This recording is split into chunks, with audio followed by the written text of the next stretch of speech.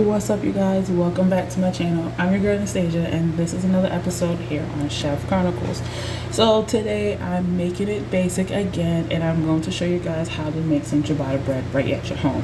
Now, when it comes to ciabatta bread and the focaccia bread that we made in the previous video, they are similar but different in many ways. So ciabatta and focaccia bread are definitely made from a wet dough, and if you had watched the focaccia bread video, you would definitely know what ingredients that we are using here is the same ingredients that I'm using for my ciabatta bread, but they're different in many ways.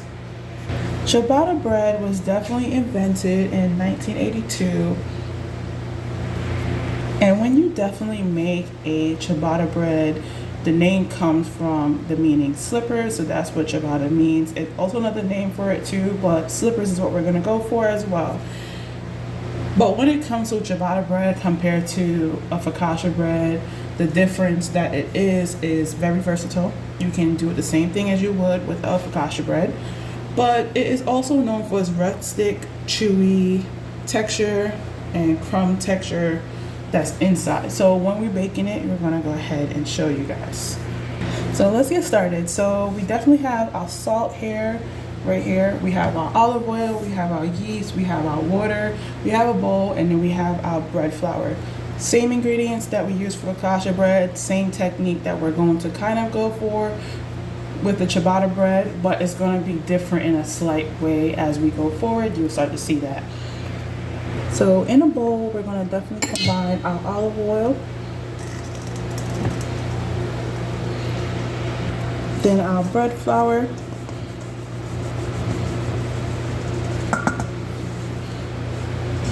we're going to go ahead and add in our yeast,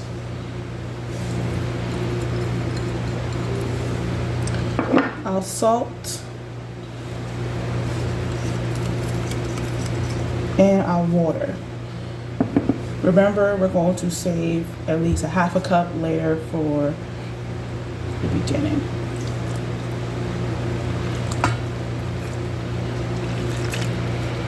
And then we're going to fully combine this. And this is what your dough should look like, definitely without the other half a cup of water. You'll start to see that the dough starting to come together. It's like not fully sticky yet, but it's starting to come again. You would definitely use a spatula to scrape down around the sides and bring it together. And in 3 segments, we're definitely going to go ahead and add in a half a cup of water so that way it can become that wet dough that we're looking for.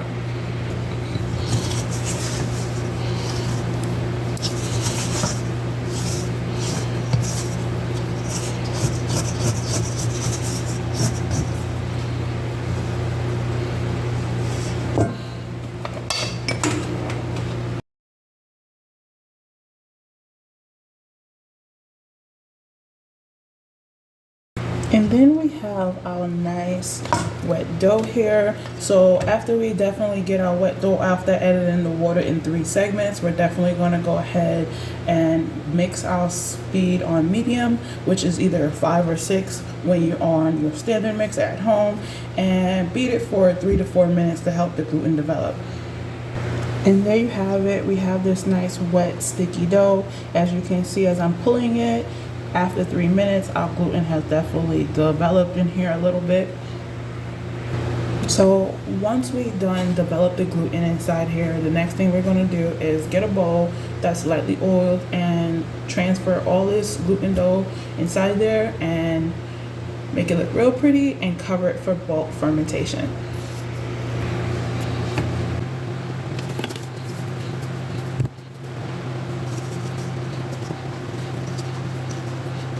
To remove a dough, you can use your spatula that you was using, wet hands, or a bench scraper to remove it out. So once you do that, make sure you have some wet hands. And what we're going to do is make this look a little bit more prettier. So we're going to just tuck these pieces in, just to make it look more smoother on the top.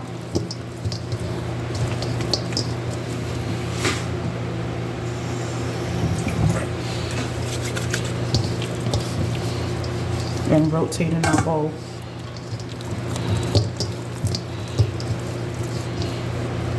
Once it starts sticking, you want to make sure you're completely done and it's nice and smooth. Then we're just going to cover this with some plastic wrap and let it bulk fermentation again for 30 minutes to an hour, depending on your temperature in your house. That is why I go for an hour at least. Okay, so it's been about roughly almost an hour. Just because my temperatures were a little bit cold, we're going to go ahead and remove our plastic wrap, and with wet hands we're going to go ahead and stretch and fold this.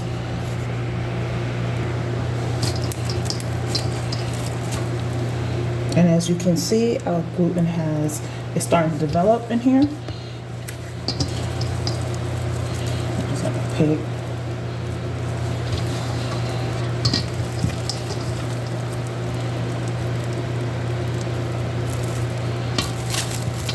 And for the last one,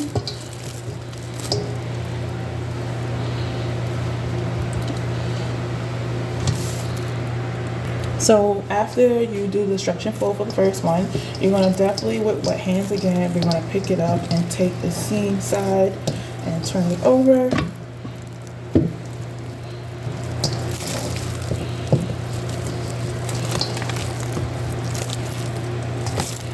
And once you do that, you just want to take your hands with wet hands and you're going to tuck under and turn over just to make it look pretty and round again.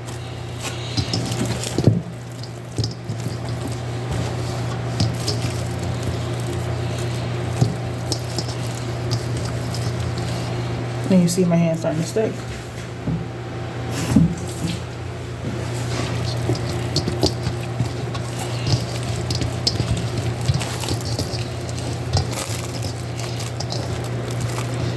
Okay, so now that it's a little bit pretty, we're definitely going to go ahead and let this fermentation again for another 30 minutes to an hour. I'm just going to go do 30 because I did a whole hour for the first one. Okay, so it's been about 30 minutes again, and what we're going to do is remove our plastic wrap again, and we're going to go ahead and do it with some wet hands, and we're going to do the same thing. Stretch, and you notice as the gluten develops a lot more, you'll start to see that it becomes this beautiful stretchy dough every 30 minutes to an hour or so. So do the same process.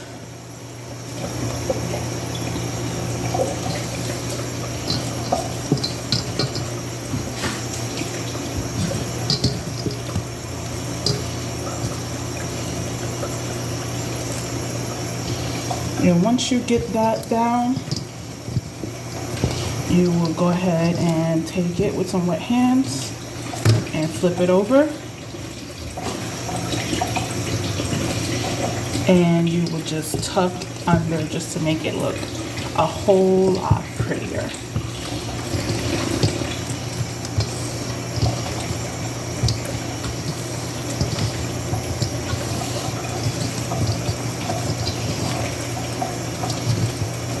Cover it and let it ferment again for 30 minutes.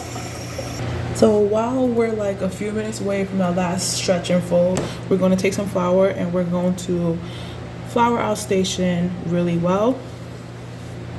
Not too much, but we just want to have it where our ciabatta bread dough is not sticking to the surface, definitely. And then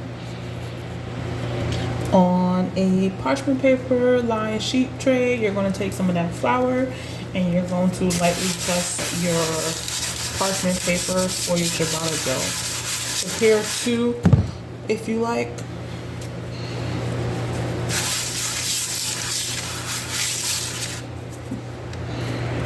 Once you finish your last stretch and fold, we're going to, like I said, take our dough out and let it rest on the flour surface.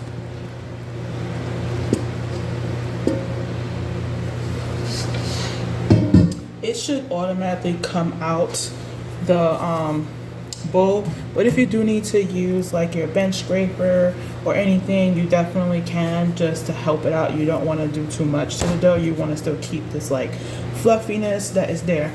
So to prevent our ciabatta dough from sticking, we're going to check and throw some flour underneath there. Make sure your hands is floured while you're doing this, and you can also throw some on top.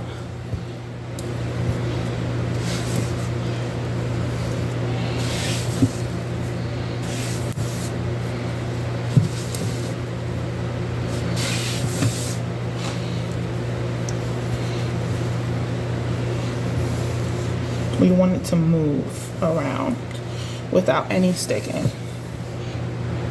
So the next step after you check and it's not sticking and it's able to move, what you're going to do is degas it with your hands, almost creating that dimple effect that we do with focaccia, just to get rid of some of that air that we usually do inside of a bowl.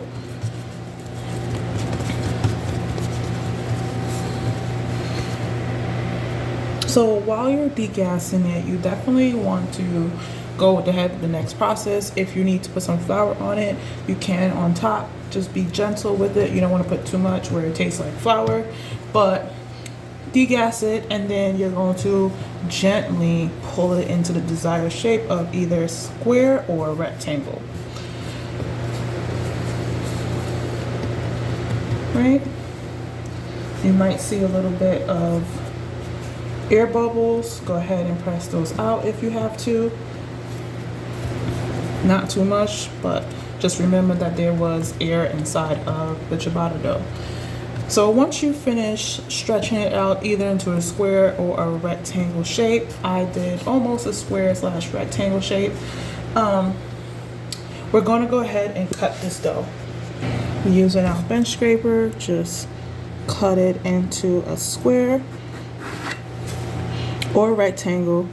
Make sure you know which one you want to do. I'm just going to go ahead and cut it into a square for this, and I'm also pulling it away so that way it don't go back and touch together. So either in 4s or 8s.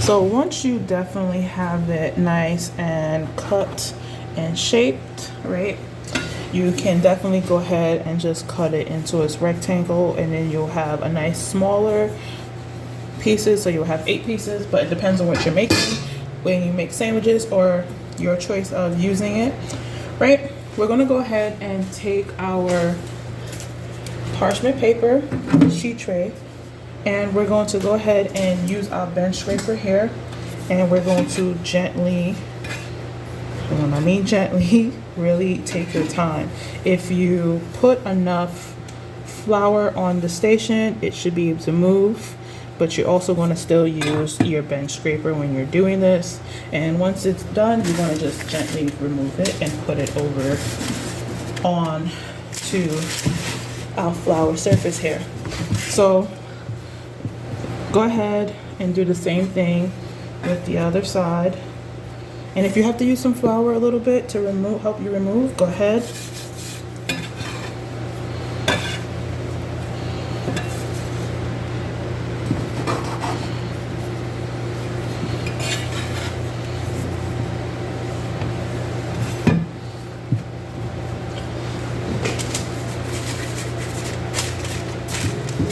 And this is what they should look like on your sheet tray. And this is what our doughs are looking like on our sheet tray. So for the very last and final stage, we're going to go ahead and proof these dough. When you are proofing this one, you want to let it double in size. It can take 30 minutes, it can take an hour, it can take 2 hours for all that. You just wanted to see from this stage to a doubling size. So keep an eye on it, put 30 minutes and go from there. If you need to continue going to a doubling size, you would just proof it for another 30 minutes. In the meantime, definitely go ahead while it's proofing and preheat your oven for 450 degrees Fahrenheit. Okay, so it has proofed and it is a little bit bigger and it's almost about a finger's width here. So I'm going to go ahead and put it inside a preheated oven and bake it for roughly about 20 to 30 minutes. It all depends on your oven. Just go ahead and have fun with it. So after 25 minutes, I end up taking this one out first in 20 minutes, but 25 minutes tops, and you have this. One thing I like to do is either brush it with some olive oil or some butter, which is your choice. I'm just gonna go ahead and lightly brush this with some olive oil to give it some more shine. And then we're just going to put it on a cooling wire rack and let it cool completely before you serve it. Okay, so once it definitely cools, you definitely will cut it and use it for your liking, but this is what the inside looks like. Nice, beautiful pillow type bread. Definitely have some fun with making some ciabatta bread here at home. I know it's a little time consuming, but I promise you that the time is worth the wait once you are completed. So once you finish cooling it completely and you have it nice and fully cooled, you can store it on the counter for room temperature for 2 to 3 days. That's how good it is. But if you want to save it for a later use, you definitely could go ahead and do the same thing as we did with focaccia bread. Wrap it up in some plastic wrap and then some foil, and then put it in a Ziploc bag and store it in the freezer for 3 months. When ready to reheat it, all you gotta do is take it out of the freezer and let it defrost on the counter and put it in the oven at 350 degrees Fahrenheit for at least 8 to 10 minutes just to get it crisp up. You will probably have to damp it a little bit with water, and that is it. So I hope you guys like this episode. Please don't forget to like, share, and subscribe for more content. Peace.